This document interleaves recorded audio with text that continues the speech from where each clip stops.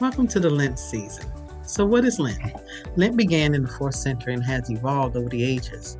In its origination, Lent served as a 40-day period of study and consecration and prayer in preparation for baptism, which would be held during the Easter season, like a mass baptism. Throughout the course of time, Lent has evolved to serve as a season of self-denial and intense consecration for most Christians. The Lent season is mostly recognized in congregation led by Episcopal polity. It is part of the Catholic tradition, not to say all Catholics or not all Episcopal led congregations recognize Lent, but to say it is part of most of the traditions. It has evolved to the point that non-believers even start giving up stuff for 40 days, not knowing the spiritual or the consecration aligned to the practice. Unfortunately, some believers have used Lent as a season to lose weight, missing again the purpose and consecration and spiritual enlightenment of the season. Ash Wednesday begins the season of Lent.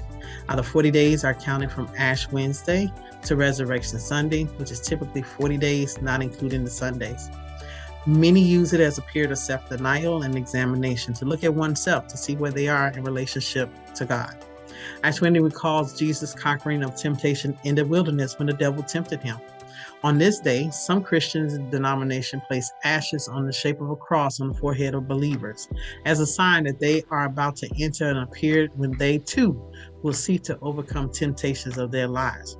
The reason for the sacrifices, the reason we give up things like sugar or red meat or sweets or anything like that is so that we can overcome the temptation that those things draw us into. So Jesus' time in the wilderness can be found in the gospel writings of both Matthew, Mark, and Luke.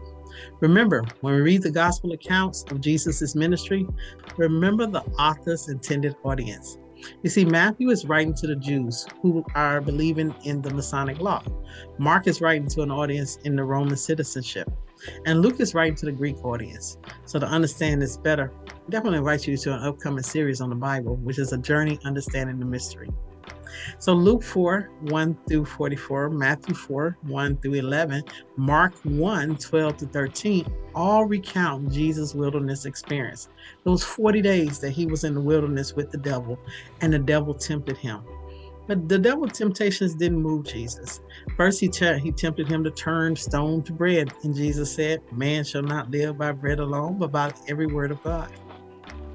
Then he tempted him to worship the devil so that he could rule all the kingdoms.